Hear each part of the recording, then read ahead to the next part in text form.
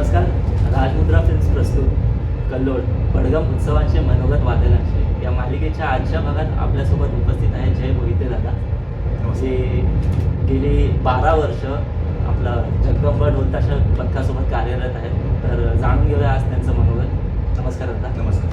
तर एक छोटीशी ओळख तर करून दिली आहे तुमची, तर एक तुमची स्वतःची शैक्षणिक व व्यावसायिक ओळख तुम्ही आपल्या दर्शकांना करून द्याल? देतो मी.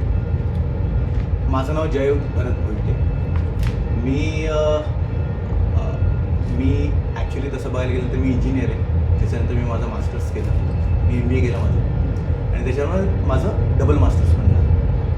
तर ऑलमोस्ट मी 14 वर्ष वादन केलं आणि त्यातलं 12 वर्ष मी शिकवतो. तर जगदंब सुरू झाल्यापासून मी आणि शेखर आणि सौम्य आम्ही तिघांनी हे पथक सुरू केलं आणि त्याच्यानंतर हा प्रवास चालू झाला आमचा. 2013 पासून आजपर्यंत माझ्या हातून किंवा शेखरच्या हातून ऑलमोस्ट 1000 मुलं शिकून गेली असतील या पथकात. पण अजूनही ते आम्हीही नवीन शिकतो. काही गोष्टी असतात की त्या शिकायला मिळतात नवीन मुलांकडून, आणि आजकालच्या नवीन जनरेशनकडून भरपूर गोष्टी शिकायला आपल्याला भरपूर. म्हणजे आम्ही मिलेनियल्समधले आहोत आणि ते जेन्झी आहेत. सो त्यांच्याकडनंही शिकायला अफाट मिळतं आणि छान. हा एक्सपिरियन्स एवढा सुंदर होता 12-13 वर्षांचा जगदंब बरोबरचा. अगदी खरं बोललात. म्हणजे बोलतात नाही का, 2 जनरेशन्स आपल्या आता आजकाल आपल्याला पाहायला मिळतात. जी लेटेस्ट आलेली जेन्झी ज्याला आपण म्हणतो, आणि आपण ज्या काळातले होतो मिलेनियल्स. म्हणजे 2 वेगवेगळे विचारधारणेची लोकं आहेत आणि कसे मॅचअप होऊन एका ठिकाणी मिळतात. येस. तर हे अगदी खरं म्हणायला लागतं. तर आता पुढचा प्रश्न असा, जसं की आता तुम्ही सांगितलं 2013 साली तुमची जगदंबासोबत सुरुवात झाली. तर आपण जसं हे नाव पाहतोय, हिंदवी संस्कृतीचे प्रतिबिंब जगदंब जगदंब, या नावाबद्दल म्हणजे या पथकाबद्दल, या परिवाराबद्दल तुम्ही काय सांगाल, किंवा म्हणजे हे कसं तुमची निवड झाली सांगण्यासाठी? जेव्हा जगदंब सुरू करायचं होतं तेव्हा आम्ही तिघं एकत्र होतो. शेखर म्हणा किंवा सौमिल म्हणा. तर सौमिल कॅनडाला आहे, शेखर आणि मी इंडियात आहोत. तर दोघं आम्ही त्याच्यावरती मग काम करायचं. आम्ही तेव्हा सौमिल होतं जेव्हा सुरू झालं तेव्हा. तर आधी नाव काय ठरवायचं इथून आमचा प्रश्न सुरू होता की बाबा करायचं काय.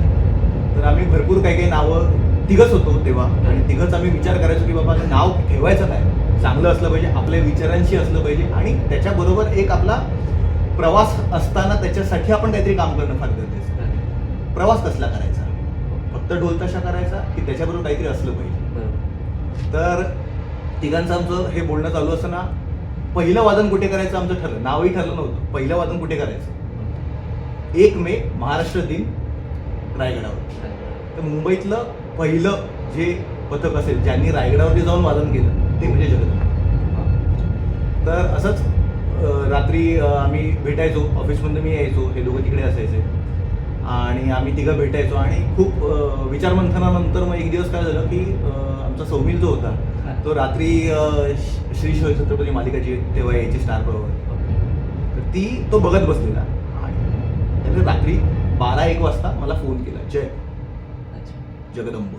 अच्छा, म्हणजे तोपर्यंत आपलं नाव ठरलं? आम्ही काहीही विचित्र नावं आम्ही सुचवत होतो. ओके. आमच्या तिघांचं काहीही चाललेलं, आणि सडनली त्याने हे आणि ते स्ट्राईक झालं की आपलं जे विचार आहे की आपला विचार फक्त वादन आहे का, नाही. तर आपला विचार काय आहे की आपल्याला समाजासाठी काहीतरी करायचं. हे समाजासाठी काहीतरी करायचं, त्यासाठी एक मोठा हस्त आपल्या डोक्यावरती लागेल, तो म्हणजे एकच छत्रपतींचा. त्यांच्या शिकवणीतून जे काय मिळेल ते आपण करायचं, हे असा आमचा जो विचार होता. तिथून मग हे करायचं तर मग आपल्या पाठी हे नाव हवं, आणि ती जगदंबा आहे ती नेहमी आमच्या पाठीशी उभी राहिली. एक प्रकारची ललकारच आहे ती म्हणावा. हो. म्हणजे तो युद्ध असो आयुष्याचा किंवा कसलाही, म्हणजे जगदंब ही ललकार दिल्याशिवाय आपण पुढे जातच. येस. आणि तीच सुरुवात आहे जगदंब. खरी गोष्ट आहे. कारण की जगदंब जेव्हा कधीही आम्ही सुरू केल्यानंतर जो आमचा पुढचा प्रवास होता त्यामध्ये आमच्या मागे दैवी शक्ती नेहमी उभी राहिली. आणि हा माझा स्वतःचा एक्सपिरियन्स आहे की दैवी शक्ती माझ्या मागे नेहमी उभी राहिली जिथे जिथे आमचा पडता काळ होता. तर दादा, आज जशी 12 वर्ष झालीत आपल्या पथकाला, तर तेव्हापासून आत्तापर्यंतचा तुमचा म्हणजे असा काय प्रवास आहे, कसा झाला, काय अप्स अँड डाऊन्स असतील याच्यामध्ये? पहिल्या वर्षीच म्हणजे जेव्हा आम्ही उभे राहत होतो कॉलेजमध्ये जाणारी मुलं, मी एकटा जॉबला होतो. पैसा तर उभा करावा लागतो, आपल्या मागे कोणाचा हात नाही मोठ्या माणसाचा, की जेणेकरून आपल्याकडे मोठी अमाऊंट येईल काहीतरी आणि आपण तिकडनं उभं करू. आपल्याला शून्यापासून विश्व उभं करायचं होतं. गिरेगावात 2 नावाजलेली पथकं आधीपासून होती आणि तिसरं आपल्याला जर उभं करायचं ते त्या तोडीचं असलं पाहिजे. मग आपण काय केलं पाहिजे, इथून आम्ही सुरुवात केली. तर पैसे नव्हते आधी. That was the first time की आमच्याकडे विचार तर केलाय पुढे कसं जायचं. तर सौमीच्या वडिलांनी आम्हाला पहिला फायनान्स आम्हाला दिला. That was the first time की आम्ही फक्त विचारच करतोय आणि पुढे जायचं कसं, तर त्यासाठी ते आमच्या मागे उभे राहिले. सेकंड टाइम 2017 की 18चा पाडवा, तेव्हा फायनान्शियल क्रायसिस एवढे झालेले की मला कळत नव्हतं की आम्ही उभं कसं राहायचं आपण त्यातनं. तर माझ्या मागे कोण उभं राहिलं, आमच्या पथकातली मुलं. 1-1 रुपया, 5-5 हजार रुपये, 10-10 हजार रुपये या मुलांनी काढलेत आणि पाडवा केलाय. पाडव्याचा खर्च अफाट असतो. 2018 17 की 18 आता आठवत नाही मला ते इयर. बट तो क्रायसिसचा एक काळ होता जेव्हा माझ्या मागे माझी मुलं उभी राहिली. जगदंब असं तसं नाही उभं राहिलं. जगदंब एवढे मला वाटत नाही की एवढे त्रास कोणी सहन केले आणि त्यातनं ते उभं राहिले. कारण तो माझा स्वतःचा एक्सपिरियन्स आहे. ही दुसरी वेळ झाली आणि तिसरी वेळ होती लॉकडाऊनच्या वेळेची. ते तर सर्वांनीच फेस केल्यावर, म्हणजे फक्त पथकच नाही अख्ख्या जगाने फेस केलंय ते. लॉकडाऊनच्या वेळी माझे ढोल जे आहेत, हे जे आता 80-90 जे ढोल दिसतात, हे रस्त्यावरती होते. अरे बापरे. आणि काही लोकांनी मला एवढी मदत केली, पॉलिटिकल हेल्प झाली तेव्हा मला. पण त्यांनी माझ्याकडनं कधीही 1 रुपयाचा हे आश्वासन घेतलं नाही की मी तुला मदत करतोय तर मला हे पाहिजे, नाही, कधीच नाही केले. आणि त्या गोष्टीसाठी मी त्यांचा आयुष्यभरासाठी आभारी आहे की अशा लोकांमुळे जगदंब खूप चांगल्या पद्धतीने पुढे गेलं. तर दादा, जसं तुम्ही सांगितलं सौमिल दादा म्हणून तुमच्या पथकातले, त्यांच्या वडिलांनी तुम्हाला सपोर्ट केला. बट असं सांगू नाही शकत नेहमी सपोर्ट मिळेल वगैरे. काही काहींच्या घरच्यांचा सपोर्ट मिळतो, काहींना नाही मिळत, की म्हणजे अरे पथकात जातोय काय आहे तिकडे. तर तुमच्या म्हणजे पर्सनली असं तुम्हाला काय असा अनुभव आलाय का, की म्हणजे माझे घरचे नाही पाठवत आहेत किंवा घरच्यांनी टीका केली, नातेवाईक असं म्हणतात की कशाला जातोय तिकडे? 2014ला जेव्हा आम्ही पथक सुरू केलं ना, तेव्हा माझे जे मित्र होते इंजिनिअरिंगचे, हे काय वाजवायला जातो, लिटरली हे त्यांचं हे एक्सपिरियन्स असायचं. पण मला माहिती होतं की माझं विजन काय आहे, त्या विजनने मला जायचं आहे. आजही आता 14 वर्ष झाली, माझ्या लग्नाला 10 वर्ष झाली आहेत. माझी बायको किंवा आई अजूनही बोलते जा लष्कराच्या भाट्यावर, हे अजूनही बोलते. तर पण हेच ते आत्ता बोलते, पण पाडव्याला जेव्हा तिचा लेख वाजवत असतो तेव्हा ती अशी कॉलर टाईट करून उभी असतात ह्या दोघी जणी. हा मला मुलगा आहे, आता जग बघते. हा, कारण की कसं आहे, घरी मी टाइम देऊ शकत नाही. कारण आपण आता हे जर कार्य घेतलेलं आहे, हे काम जर घेतलेलं आहे, तर ते पूर्णत्वास नेणं आपलंच कार्य आहे. आणि ते जर नाही केलं तर मग हे एवढा अट्टास करून फायदा काय? बरं, का चालू केलेलं त्याचं म्हणजे फक्त वादन करणं हे आपलं कर्तव्य ध्येय नाहीये ना. वादनाशिवाय बऱ्याच गोष्टी आहेत. आज माझी जी मुलं येतात, नवीन मुलं येतात किंवा कॉलेजमधली मुलं येतात, यांनाही घरून शिवाय पडतात. मुलं ऑफिसेस वगैरे सांभाळून येतात. बरं, ह्याच्यातनं यांना काही पैसा मिळत नाही. एक तर पहिली गोष्ट, हे काय येतात इथे, त्यांना आनंद पाहिजे. प्रत्येक बाहेरच्या गोष्टींचा राग ते माझ्या डोलावरती काढतील आणि त्यातनं फक्त त्यांना एक स्ट्रक्चर पाहिजे. त्यांना स्ट्रीमलाईन करावं लागतं या गोष्टीसाठी. आणि त्याच्यानंतर मग ते जेव्हा वादन करतात तेव्हा ते सुंदर वादन करतात. अप्रतिम. आणि त्याच्यामुळे कसं होतं की त्यांचा एक माइंडसेट तयार झालाय की बॉस मला इथे येऊन आनंद मिळतो. माझ्या पहिल्या सॅलरीचा चेक मिळाल्यानंतर माझ्या डोळ्यातनं पाणी नव्हतं आलं. पण माझी जी 2 चांगली वादनं झाली माझ्या 14 वर्ष अख्ख्या या कार्यकाळामध्ये, माझी 2 वादनं चांगली झाली. त्या दोन्ही वादनानंतर माझ्या डोळ्यात पाणी होतं. आणि तिसऱ्यांदा माझी मुलगी झाली तेव्हा. हे पैसे मिळताना कधी नव्हतं झालं माझ्याकडे. मग ह्या आनंदासाठी मी हे वादन करतो. आणि मुलांनी ती गोष्ट माहिती आहे, घरच्यांना समजावून ते येतात. कधी कधी नाही जमत, एखाद दुसरी सुपारी जाते त्यांच्यामुळे, पण ठीक आहे, ऍडजस्ट करतात. येस. तर दादा, तुम्ही आता म्हणजे इतकी वर्ष पथकात आहात, तर कुठल्या वादकाशी, म्हणजे सॉरी नॉट वादकाशी, जे वाद्य वाजवता तुम्ही, त्याबद्दल तुम्ही काय माहिती देऊ शकता का? मी तसं बघायला गेलं एक छोटा ढोलवादक आहे. भले शिकवतो, कारण ह्या मुलांपेक्षा थोडंसं जास्त मला माहिती आहे, त्याच्यामुळे मी शिकवायचं डेअरिंग करतो. ढोल हा जो विषय आहे हा फार म्हणजे त्याला अतिशय सोपं वाद्य वाटतं लोकांना, पण ते तसं नाहीये. तर अशापेक्षा नक्कीच सोपं वाद्य आहे. बट ढोल वादन करताना तुमची शारीरिक क्षमता सगळ्यात पहिली टेस्ट होते. ओके. आताची वादनं मला माहित नाहीत, 2-3 तासाची वादनं होतात, पण मी मुंबईत 6 तासाचं वादन केलेलं आहे रेग्युलर हा. बेसिसवरती. म्हणजे माझा एक्सपिरियन्स त्या बाबतीत 6 तासाचं वादन कसं करायचं ह्याच्यासाठी मी मुलांना तयार करतो. ओके. 2-3 तासाच्या एक वाद्यपूजन म्हणा किंवा हे 1 तासाची वादनं असतात. ह्यामध्ये तुम्हाला तुमची फिजिकल स्ट्रेंथ तेवढी लावावी लागत नाही. मी त्यांना त्याच्यासाठी तयार करत नाही. मला तुम्ही 100 मीटरसाठी तयार नको आहेत, मला मॅरेथॉनसाठी तयार पाहिजे तुम्ही. तर मुलांना ते शिकवताना त्यांच्याकडनं काही वेगळे व्यायाम करून घ्यावे लागतात. ओके. मी स्वतः करायचो, अच्छा. त्याच्यामुळे मी त्यांच्याकडनं करून घेतो. ओके. आणि जेवढा छोटा ढोल असतो तेवढा करताना ते मजा येते. पण जसा ढोल वाढत जातो, कारण की ढोल जसा मोठा होत जातो तसा त्याचा बास वाढत जातो.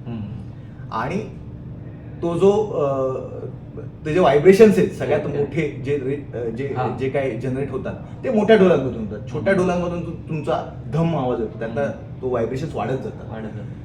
तर जेवढा तू जुना वादक होत जाशील तर तुझी रिस्पॉन्सिबिलिटी वाढत जाते की तो मोठा ढोल त्या पद्धतीने वाजवला गेला पाहिजे. बरं, मोठा ढोल तू जोरात वाजवू शकत नाहीस, त्याचं पान खूप नाजूक असतं, जोरात वाजवलं ते फुटूही शकतं. तर ह्या गोष्टी जसा वादक मॅच्युअर होत जातो तसा त्याला त्या समजवायला लागतं. अच्छा. मी स्वतः हे बरं मला समजवायला हे कोणी नव्हतं, मी स्वतःच्या एक्सपिरियन्सने शिकत गेलो. एखाद दुसरा ढोल फुटल्यानंतर मला ही अक्कल यायची की बाबा हे असलं पाहिजे, बरोबर ठोका पडला पाहिजे. हा तिथे तो बरोबर मध्येच पडला पाहिजे, हा. ते त्याचं गोणं कसं लागलं पाहिजे किंवा शाई कशी लागली पाहिजे, ह्या गोष्टींचा विचार तुम्हाला पहिल्या एक्सपिरियन्स नंतर कळतो. बरं, माझ्याकडे ढोल फुटले नाहीत अशातला भाग नाही, मी ढोल फुटले स्टार्टिंगला, पण ढोल फुटतोय याचा अर्थ मी काय चांगला वादक आहे अशातला भाग नाही. माझं काहीतरी चुकतंय म्हणून ढोल फुटतोय. सुरुवातीलाच तुम्ही आता म्हणाल मी तर छोटा वादक आहे. तर माझ्याकडनं ह्या चुका होतात. चुका होतात. हा. आणि ते जे ढोल आहे तसं बघायला गेलं ना तर मला काही आमचे तसं बघायला गेलं तर पुण्यात हे वाद्य पुण्यातलं आहे. करेक्ट. हे काय मुंबईतलं वाद्य नाही, नाही. ही संस्कृती पुण्यात नाही. पुण्यात नाही. तर तिथल्या एका दादाने, आता मी दादा म्हणतोय, विचार कर त्याचं वय किती त्याचं वय असेल. किती असेल? तर त्यांनी मला सांगितलेलं की जे हे जे वाद्य आहे हे शंकराच्या डमरू इथून ती उत्पत्ती होत गेली हो. आणि ते पुढे पुढे पुढे जात जात त्याचे वेगवेगळे फॉर्म्स तयार होत गेले. ओके. तर ढोल is one of the part of that form. बरं, हे युद्धाचं वाद्य पार्ट ऑफ द लिनेज म्हणजे Yes. लिनेज आली आहे. ते तिथून सुरू झालं आणि आज आपण तो ढोल ढोल वाजवतो. म्हणून. बरं, हे आहे युद्धाचं वाद्य, रणवाद्य. रणवाद्य म्हणू शकतोस. तर रणवाद्य हे रणवाद्य मर्दानी वाद्य आहे रे ते. करेक्ट. ते मर्दानीच वाजवलं गेलं पाहिजे. हा. आणि त्यात एक बरं, युद्धामध्ये तुला असं दणदणीत वादन असलंच पाहिजे मुळात पहिली गोष्ट, पण त्यात ठेका ताल तेव्हा नसायचा. जेव्हा नसायचं. ती परेडसाठीचं वाद्य आहे. ओके. परेड सारखं पण वाजवलं गेलं पाहिजे ना ते. हम्म.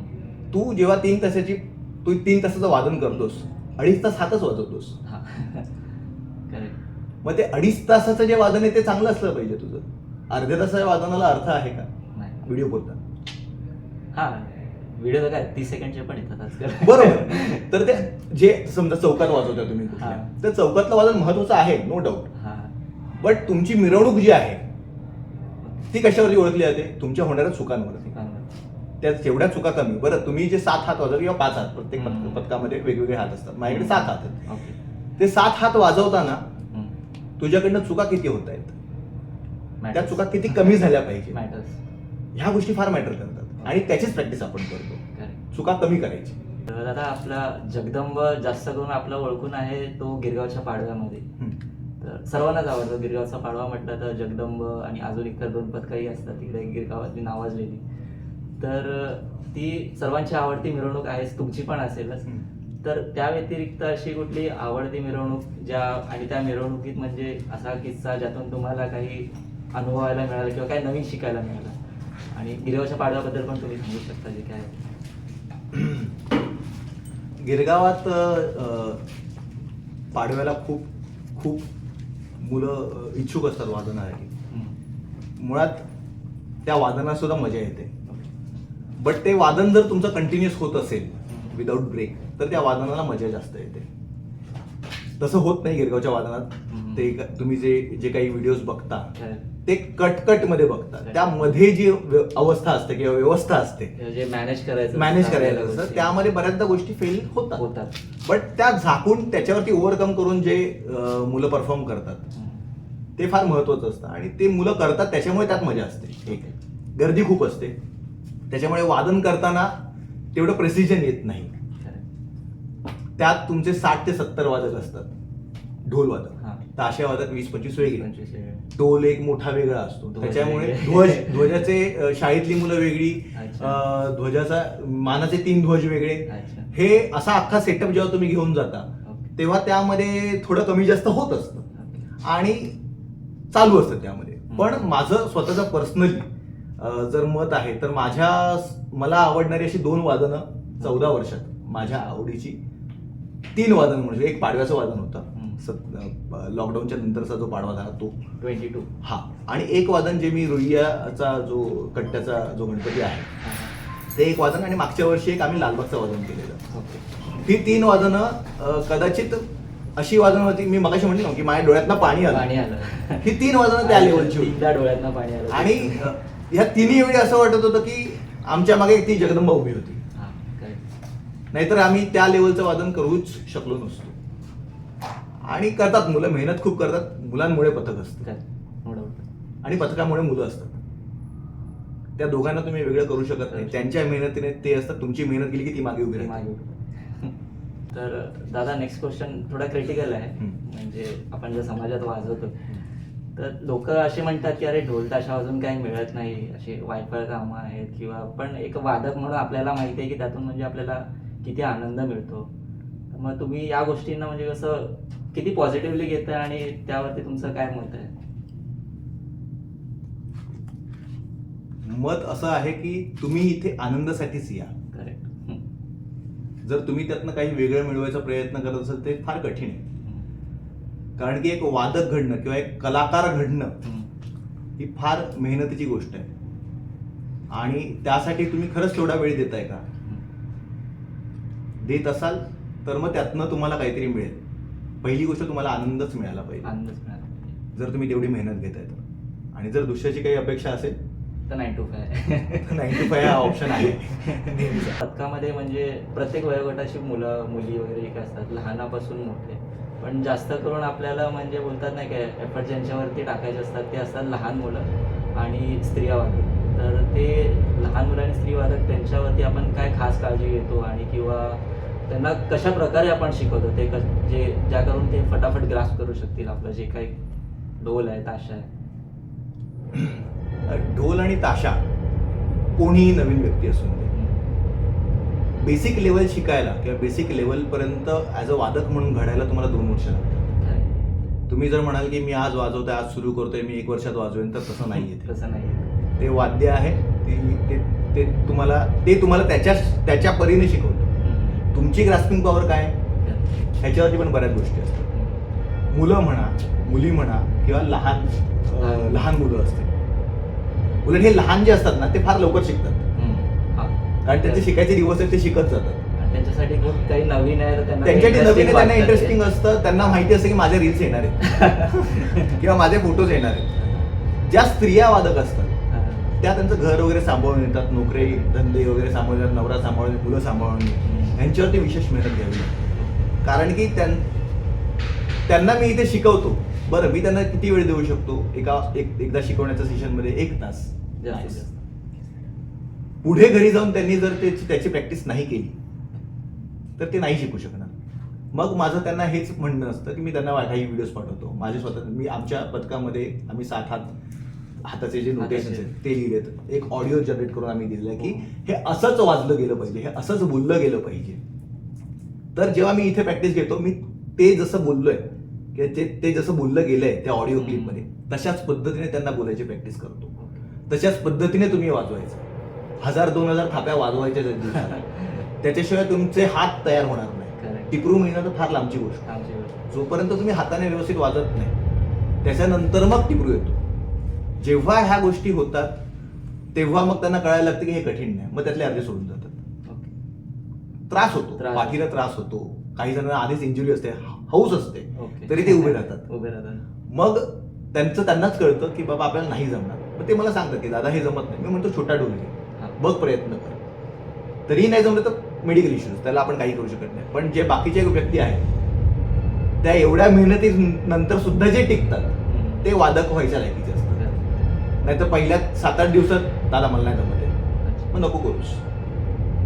मग हे वाद्य तुझ्यासाठी नाहीये, तू ड्रम सेट वाजव.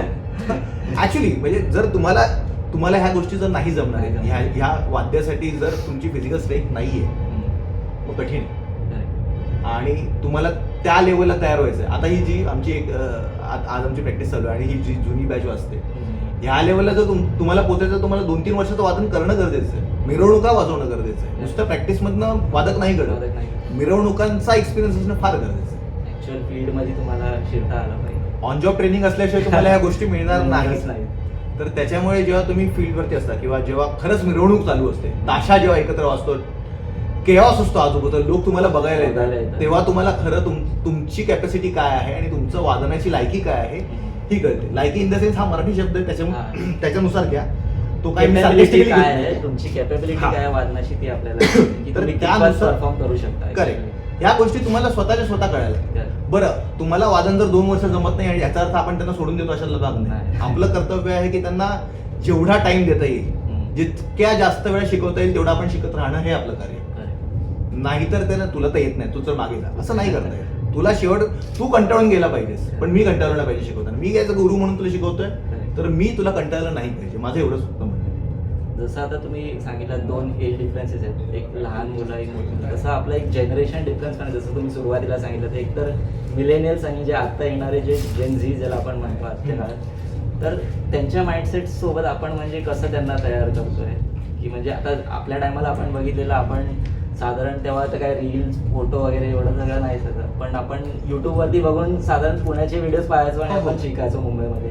तर आत्ताच्या जनरेशनसाठी ते किती सोपं आहे आणि किती अवघड आहे, तसं तुम्ही सांगू शकाल? आत्ताच्या जनरेशनसाठी ते आता जास्त सोपं आहे, कारण की ऑप्शन्स खूप जास्त अवेलेबल आहेत. पथकांचे पण आणि रील्सचे पण, युट्यूब व्हिडिओचे पण आणि शिकण्याचे पण ऑप्शन्स खूप जास्त अवेलेबल आहेत. पण तुम्हाला ऑथेंटिक पद्धतीने वादन शिकवणं फार गरजेचं आहे. आम्हाला शिकवायला कोणी नव्हतं.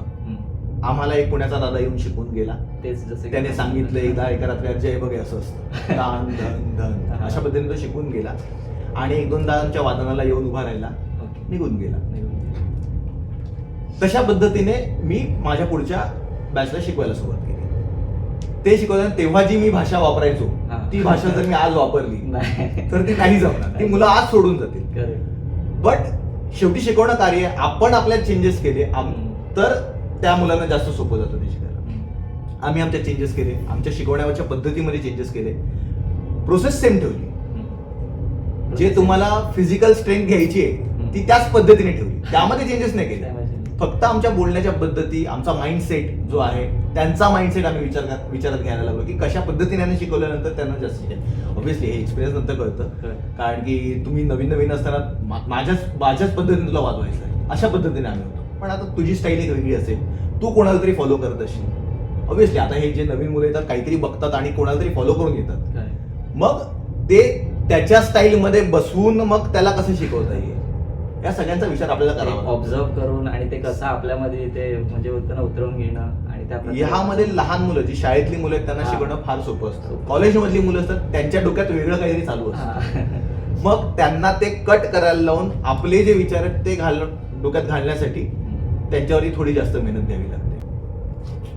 तर दादा असं जरा जसा तुम्ही आता सांगितला शिकवण्याचा भाग, तर काही वादक म्हणजे सुरुवातीला जेव्हा येतात त्यांना वाजवायला जमत नाही, नो डाऊट जमणारच नाही, त्यांना कळणारच नाही, की पूर्ण ब्लँक असतं. तर त्यांच्यामध्ये आपण कशा प्रकारचा म्हणजे आत्मविश्वास निर्माण करतो आणि म्हणजे ते कशा प्रकारे घडतात आणि पण असे घडतात की काही काळानंतर त्यांच्यामध्ये तो ॲटिट्यूड होता, अरे मी मोठा वादक आहे, मला सगळं काही येतं.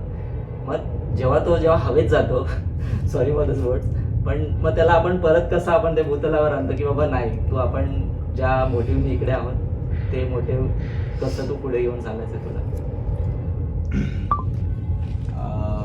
मुळात हे जे नवीन वादक असतात त्यांना जेव्हा तुम्ही मेहनत करून शिकवता, खूप मेहनत घेतो त्यांच्यावरती, एका लेवलचा चांगला वादक तो तयार होतो. 10 लोकांना भेटतो, 10 लोक त्याला असे म्हणतात खूप चांगला वादक आहे. तुझ्या रील्स पडतात काहीतरी वेगवेगळ्या नावाने, काहीही टाकतात आजकाल मुलं. तेवढ्यापुरतं ते बरं आहे.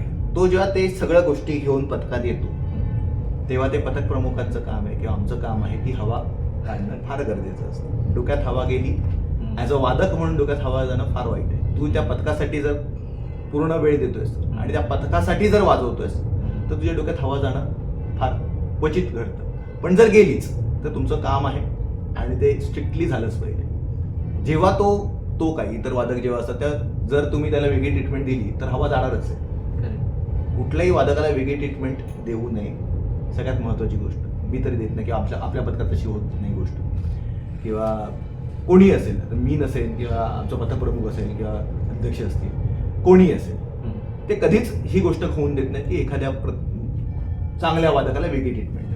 त्यालाही तोच ढोल चढवायचा, उलट त्याला जास्त ढोल चढवायचा.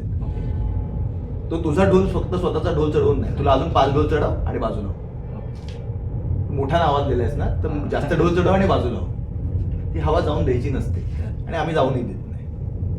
तर दादा, आता गणेशोत्सव जवळ येत आहे, तर या वर्षी आपण जगदंबाकडून काही नवीन ताल किंवा काही नवीन वेगळं असं सादरीकरण, म्हणजे आपण गिरगावच्या गुढीपाडव्याला बघतो तसं या गणेशोत्सवमध्ये असं काही नवीन आपल्याला पाहायला मिळणार आहे प्रेक्षकांना? बघ, गिरगावच्या पाडव्याच्या वेळी आपल्याकडे फार वेळ जास्त असतो. गणपतीच्या वेळी किंवा त्या प्रॅक्टिसेसच्या वेळी आपल्याकडे तेवढा वेळ नसतो. आम्ही तरी असं करतो की गणपतीच्या वेळी जो आहे ना, नवीन ठिकाण आम्ही बसवत नाही. जे काही आपल्याकडे, कारण आपल्याकडे वादनं खूप जास्त झालेली आहेत, पाडव्याची वादनं आहेत, त्यामध्ये भरपूर ठेके आपण कंपोज केलेले आहेत. तेच आपण ठेके जे आहेत ते गणपतीच्या वेळी घेतो, जे लोकांनी ऐकलेले नाही आहेत, जे फक्त पाडायला वाजतात, ते ठेके आपण इथे वादनाला घेतो. प्रॅक्टिस सेशन्स मध्ये आपण जेवढं मिरवणुकीसाठी तयारी करता येईल, चालण्यासाठी जेवढी तयारी करता येईल, चालताना जे वादन जास्त करता येईल त्याची प्रॅक्टिस आपण जास्त करतो. त्याच्यामुळे जर काही वेगळं असेल तर एखादी थीम वेगळी असेल, ड्रेस कोड काहीतरी वेगळा असेल, काहीतरी त्या गोष्टीसाठी किंवा काही गोष्ट करंट सिनारिओ काहीतरी घडलेला आहे. जसं मागच्या वेळी आपण 15 ऑगस्टच्या दिवशी 15 ऑगस्टच्या आधी एक दिवस आधी काहीतरी वाजवत होतो, तर आपण तिरंगी असं काहीतरी एक थीम, गणपतीचाच काळ होता तो, गणपतीच्या काळात, तर ह्या गोष्टी आपण करतो. बाकी वादनात वेगळेपण असं काही आपण इंट्रोड्यूस करत नाही तेव्हा, कारण की नवीन मुलं तयार करायची असतात, सगळं प्रेशर त्याच वेळी असतं.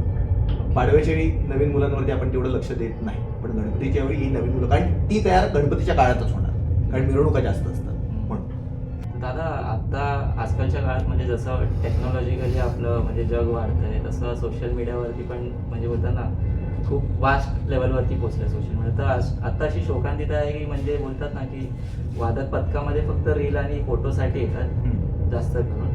तो त्यांचा प्रायमरी मोटिव्ह झाला आहे की मी पथकात येईल, माझे रील येतील, फोटो येतील, मस्तपैकी मला व्ह्यूज मिळतील. तर आता त्या वादकांसाठी तुम्हाला काय म्हणजे बोलायचं? बघ, आत्ताचा काळ हा सोशल मीडियाचा आहेच. मुलांना प्रायमरी तुमची ढोल ताशाचं जे इंट्रोडक्शन आहे तेच मुळात सोशल मीडियावरून होत आहे. बाकी कुठून त्यांना ऍक्सेस नाही आहे.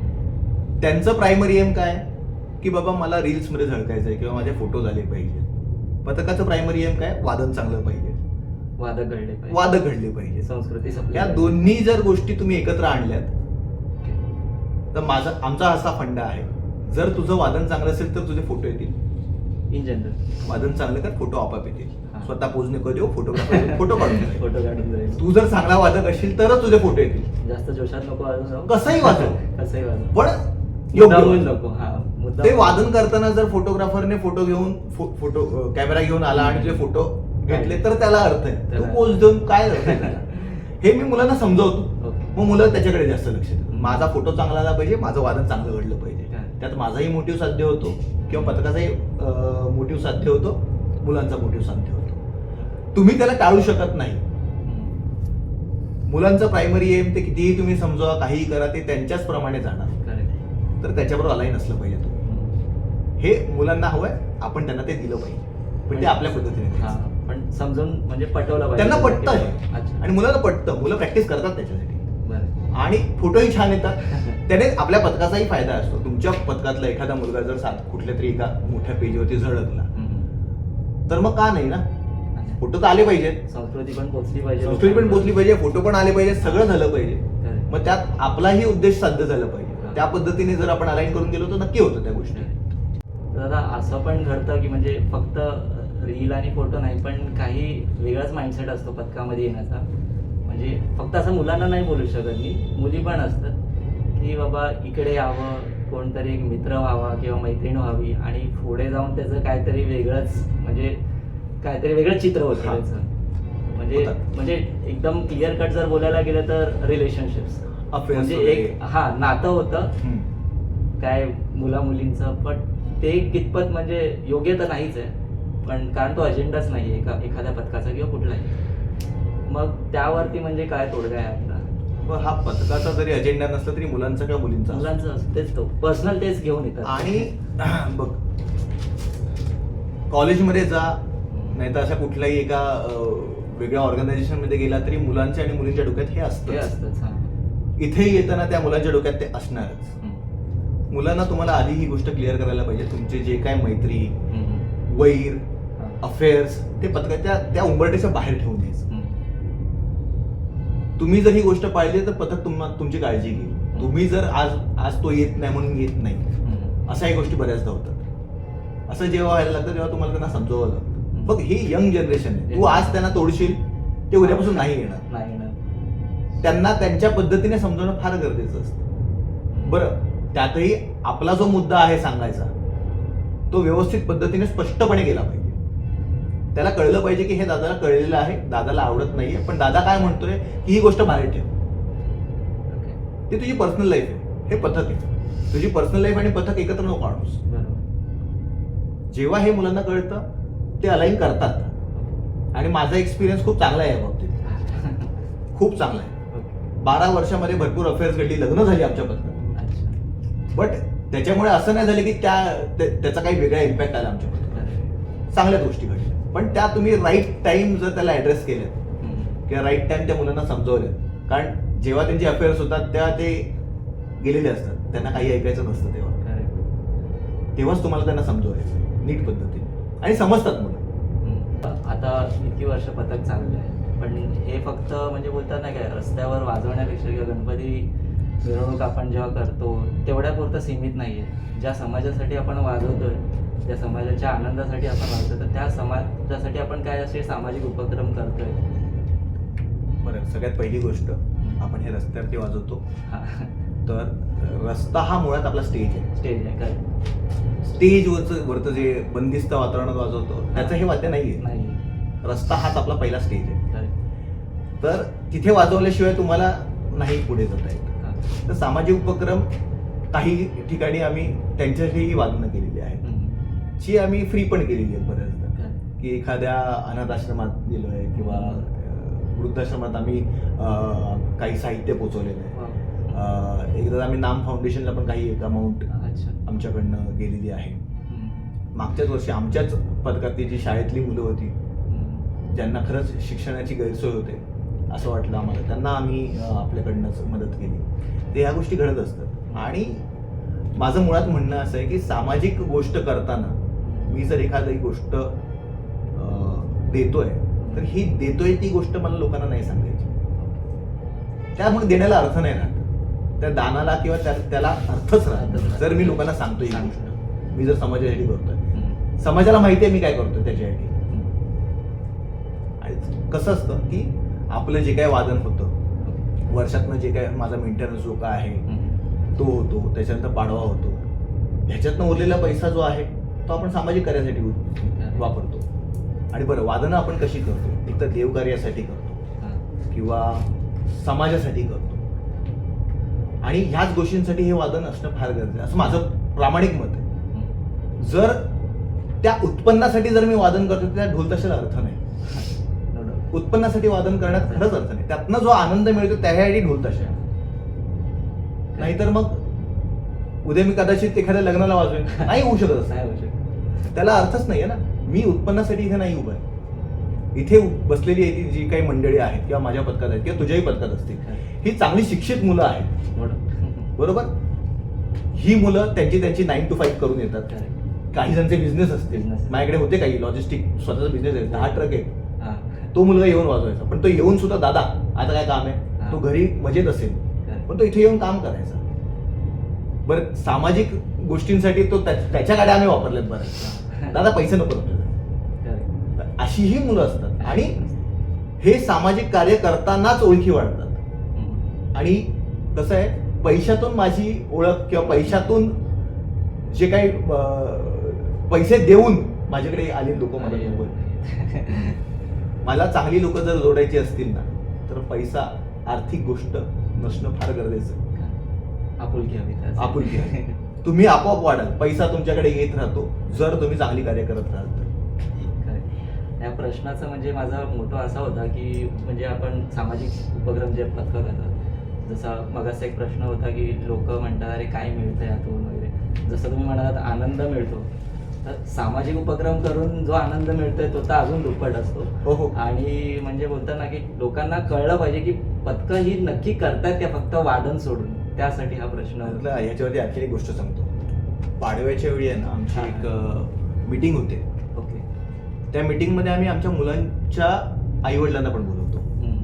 पाडव्याच्या आधीची जी मीटिंग असते, तर त्या मीटिंगमध्ये आम्ही त्यांना ही गोष्ट सांगतो की आपण काय करणार आहोत, आपला उद्देश काय आहे आणि आपण कशा पद्धतीने या पुढे कॅरी फॉरवर्ड करणार आहोत. त्यात असे बरेच लोक असतात की त्यांना बरेच प्रश्न असतात. तेव्हा प्रश्न येतात तुम्ही ह्या पैशाचं करता काय? मग त्यांना हे उत्तर आम्हाला द्यावे आपला पण लागतात. प्रश्न होताच, बस आपण घेऊया. कारण की त्यांचा मुलगा मेहनत करतोय तर ह्या पैशाचं होतं काय? एकतर ते कसं असतं की मुलं आपली येतात, वादन करतात.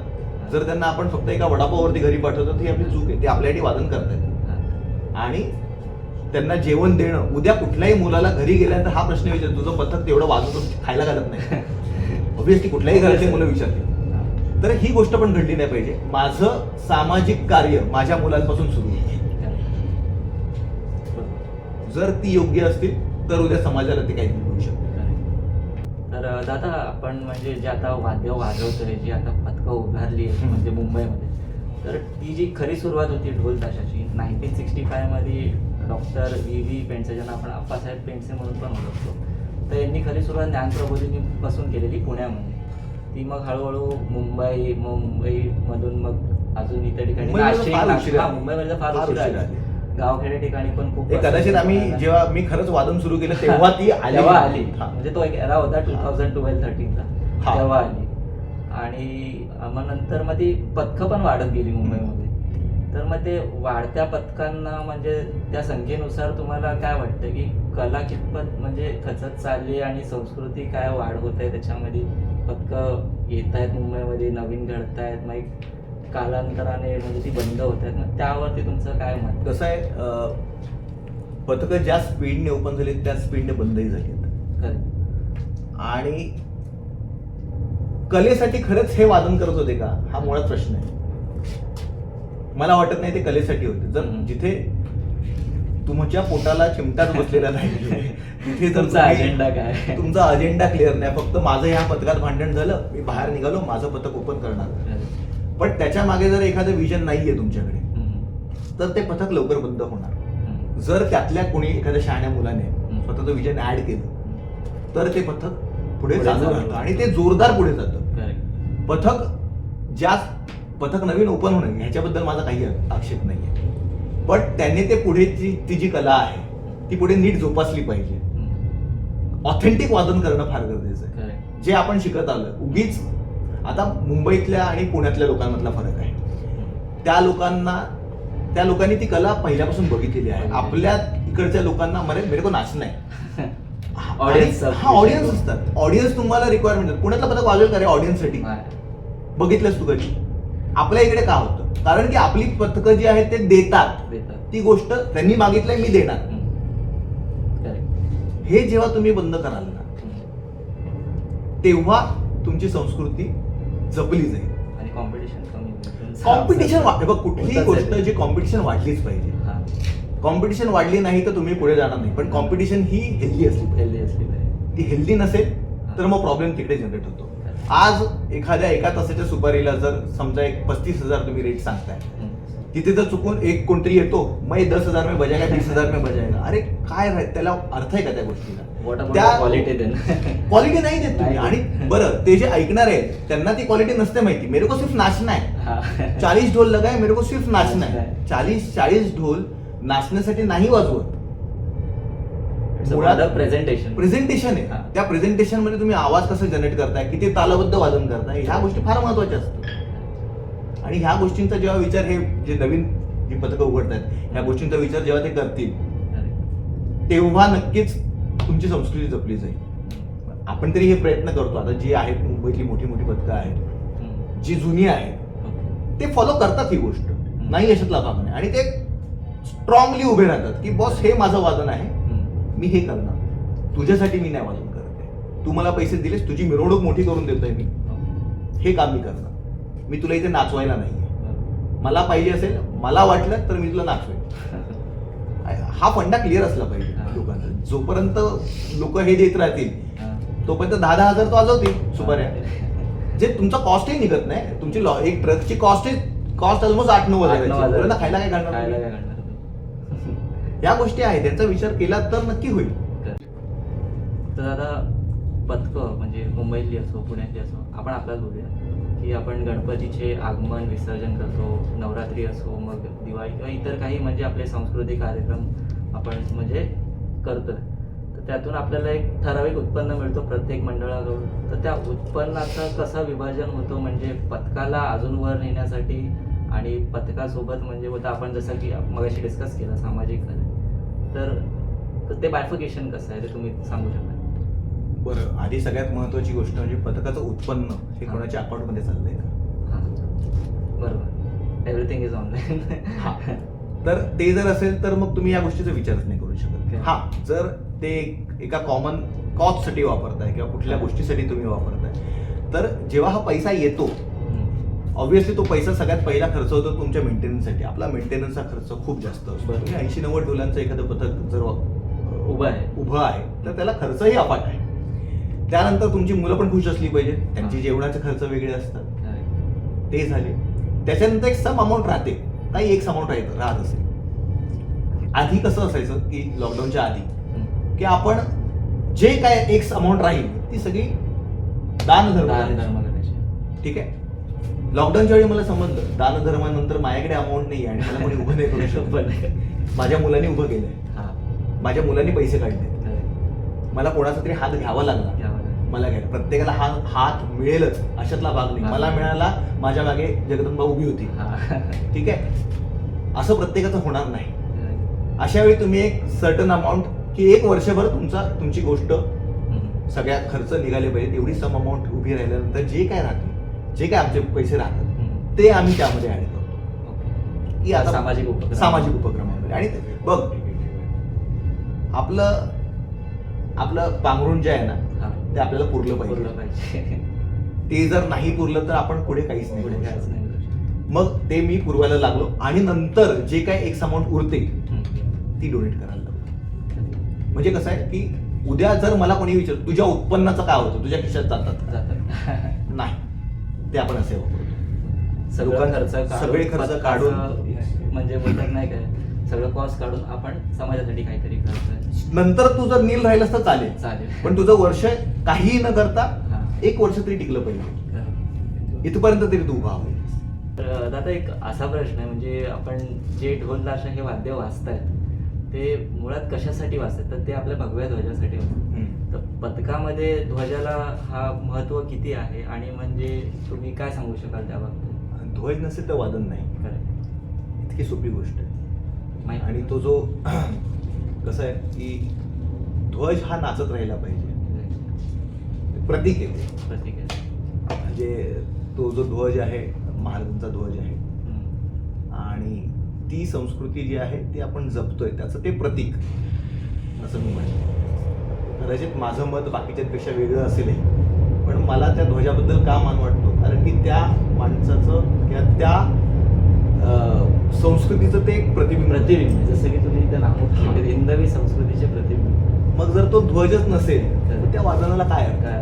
म्हणून तो ध्वज असला पाहिजे. आणि ध्वजाची काळजी वेगळ्या पद्धतीने घेतलीच पाहिजे, कारण की महाराष्ट्राचं प्रतीक म्हणू शकतो आपण त्याला. फक्त हिंदुस्थानाचं प्रतीक पण म्हणू शकतो आपण. मी तेच बोलणार होतो, हिंदुस्थानाचं प्रतीक म्हणून बोलू शकतो, हिंदुस्थानाचं प्रतीक, कारण तेच स्वप्न होतं. एक्झॅक्टली. त्या स्वप्नाबद्दल नाही बोलत, ते वेगळं होईल. पण ढोल ताशासाठी ध्वज फार महत्वाचा आहे आणि ध्वज जर नसेल तर तुम्ही वादन नाही करू शकत. माझं एवढंच फक्त प्रांजळ मत आहे. तर म्हणजे आजकाल जी आपण पिढी पाहतो ती फक्त जे आपण नाव लिहिलंय जगदंब, आता तर तुम्ही ते ढोल ताशा पथक असं काही एवढे दिसत नाहीये. पण साधारण सर्वांची आपण नाव बघतो जग आपलं वॉटेवर XYZ ढोल ताशा पथक आता हल्ली लावायला लागले ढोल ताशा व ध्वज पथक. पण जी नवीन येणारी पिढी असते ती वळते ती फक्त ढोल ताशाकडेच वळते. बरोबर. तर काय असं म्हणजे तुमच्यामध्ये आहे म्हणजे मत की आपण नवीन येणाऱ्या पिढीला की तुम्ही ध्वजाकडे पण म्हणजे तुमचं हातभार लावा, तर त्यासाठी तुमचं काय मत? माझी नवीन बॅच आली हां करेक्ट. माझ्याकडे. आल्यानंतर त्यांना कंपल्सरी ध्वज नाचवायचा आहे. आहे, मग पुढे ढोल ताशा. ओके. हे जर पटलं तर थांबा, नाही तर नका थांबा. मग जे थांबतात आणि थांबतातच ऑलमोस्ट सगळेजण, तो ध्वज नाचवायला शिकवतात. त्याचेही वेगवेगळे हात आहेत, तेही वेगवेगळ्या पद्धतीने नाचवले जातात. ते पूर्ण शिकल्याशिवाय तुम्हाला पुढे नाही जाता येणार. म्हणजे मला असं वाटतंय की हे पुणेरी वाद्य आहे आणि पुण्यामध्ये तर आय गेस पहिले 1-2 वर्ष फक्त ध्वजावरतीच ठेवतात, पुढे येतच नाही. हे मुंबईत आपल्या इकडे थोडेसे आपण त्यांना प्रिव्हिलेज देतो, कारण की आपल्याकडे वादक हवेत, म्हणून आपण त्यांना त्यांना थोडासा मोकळा हात देतो. ते जसं की मी म्हटलं पण मुळात तुम्हाला आधी ध्वज आला पाहिजे आणि मगच तुम्ही ढोल आणि ताशा ह्या वाद्यांकडे वळलं पाहिजे. आणि हे मुलांवरती डिपेंड नसतं, हे पथकांवरती डिपेंड असतं की तुमच्या पथकाची पॉलिसी काय आहे त्याच्यावर. तुम्ही जर ठरवलं की नाही तुम्हाला आधी ध्वज शिकायचं आहे आणि मग तुम्हाला पुढे यायचं आहे, जर तुम्ही ध्वज नाचवू शकता तर तुमच्यात एक ॲटलिस्ट त्या पथकाबद्दल काहीतरी वाटतंय म्हणून तुम्ही थांबलाय. आणि जर ते तुम्हाला नाचवता नाही येते तर तुमचा काय अर्थ आहे तुम्हाला त्याचा. म्हणून तो ध्वज फार महत्वाचा आहे. तिथे तुमचा आता वेगळ्या पद्धतीने सांगतो की तिथे तुमचा स्टॅमिना बिल्ड होतो, सगळ्यात पहिली गोष्ट. आणि कुठलीही गोष्ट ढोल तशा कळण्यासाठी तुम्हाला ध्वज नाचवणं फार गरजेचं आहे, नाहीतर ते कळणार नाही तुम्हाला. त्याचं महत्व जेवढं आहे ते महत्व कळल्यानंतर तुम्हाला पथकाचे महत्व कळेल. बरोबर. तर तेच कारण आपण पाहतो की म्हणजे न्यू ऍडमिशन आलं आपण डायरेक्ट त्याला टायटल देतो, अरे नवीन वादक आला म्हणजे ध्वज सेवकाचं काय की ती सेवा कोण करणार, मग ती काय असते म्हणजे ते तुम्ही सांगू शकाल का? म्हणजे तो आपण डायरेक्ट टायटल देतो की आपण अरे हा नवीन वादक आलेत वॉटेवर, मुलं असतील मुली असतील. तर ते ध्वज म्हणजे तुम्ही त्यांना जे आता सांगितलं की ध्वज पण तेवढाच इम्पॉर्टंट आहे की तुम्ही पहिलं ध्वज शिका आणि मग तुम्ही पुढे वळा. तर लास्ट क्वेश्चन आहे आता आपला, म्हणजे प्रत्येक कला ही आपल्या जीवनात म्हणजे वेगळा आत्मविश्वास निर्माण करते. कला म्हणजे आता फक्त ढोल ताशात नाही सांगू शकत, आता काही चित्रकला असते, काही नृत्यकला असो किंवा काही. तर ढोल ताशा हे तुमच्या जीवनात म्हणजे कशा प्रकारचा आत्मविश्वास निर्माण केला आहे आणि म्हणजे तुम्हाला त्यातून मुळात काय शिकायला मिळालं आहे आणि ते शिकवण म्हणजे तुम्ही पुढच्या आयुष्यात पण कशी लागू करताय सांगतो मी. हे जरा इन डिटेल किंवा डिप्लोमॅटिक वे मध्ये तुम्ही सांगू शकाल. ढोल ताशाच्या आधी लिडरशिप क्वालिटी वगैरे किंवा कम्युनिकेशन स्किल्स वगैरे, म्हणजे मी MBA केलेलं आहे, हे असल्या काही गोष्टी नव्हत्या. स्टेज फिअर काय असतो तो मला खूप चांगला माहिती आहे. मला कधी तत्व व्हायचं. जेव्हा पथक सुरू झालं, ह्या एक 100 मुलांना आम्ही शिकवायला सुरुवात केली. ऑप्शन नाही रे तुला, तिकडे उभं राहून तुला मुलांकडून काम करून घ्यायचंय, तुला मुलांशी बोलायचंय, मुलं तुला जज करणार, मुलं तुझ्याबद्दल विचार करणार, मुलं तुझ्या मागे शिव्या घालणार, या सगळ्यांचा विचार करून तुला बोलायचं. हे स्किल्स पहिल्याच वर्षी आले जेव्हा मी मुलांसमोर उभं राहायला लागलो तेव्हा. बरं, त्याच्यानंतर जेव्हा पथक काही क्रायसिस मध्ये गेलं, तिथून मला शून्यातनं कसं उभं राहायचंय, मला फक्त आणि फक्त ऑप्टिमिस्टिक लेवललाच विचार करायचा. माझा माइंडसेट चेंज झाला. आज मी एका कंपनीमध्ये चांगल्या हुद्द्यावरती आणि ह्या सगळ्या गोष्टींचा उपयोग आहे ना मला तिथे होतो.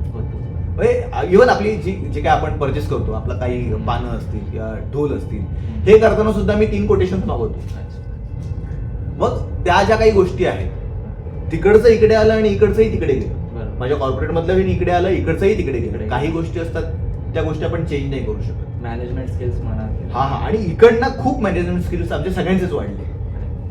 इव्हन सगळ्यांचे जे काही आता माझ्या नंतरच्या बॅचेस आहेत त्यातले काही लीड्स असतील ते ह्या लेवलला पोहोचले की बॉस ठीक आहे ना, करून टाकू ना, काय म्हणणार जास्तीत जास्त फेलच होणार होत ना, म्हणणार तर नाही होत. हा एक ऍटिट्यूड आहे ना, तो येतो सगळ्यांमध्ये आणि तो माझ्यात खरंच आला आणि माझं नुकसान काहीच नाही झालं. खरंच खूप छान वाटलं, म्हणजे तुम्ही वेळ काढून आम्हाला म्हणजे इथे वेळ दिली, आम्हाला भेटला. म्हणजे असं अपेक्षित नव्हतं की ही मुलाखत होईलच. तर तुम्हाला आणि तुमच्या संपूर्ण पथकाला भावी म्हणजे बोलता नाही का वाटचालीसाठी खूप खूप शुभेच्छा. आज 13 वर्ष आता होतील डिसेंबरमध्ये. पथकाला 13 नाही अजून म्हणजे पिढ्यानपिढ्या या पथकाची माझा वाद पुढच्या येतं. 10 वर्षाचा प्लॅन हा धाक आहे म्हणजे बोलतात नाही का आपण जसं एखाद्या व्यक्तीला म्हणतो की तू दीर्घायू म्हणजे हो, तर तसं या पथकाला पण म्हणजे अशी वर्षानुवर्ष वाढत राहावी आणि त्यांचे वादक घडत राहावं हीच आमची म्हणजे प्रार्थना आणि तुम्हाला ऑल द बेस्ट. थँक्यू.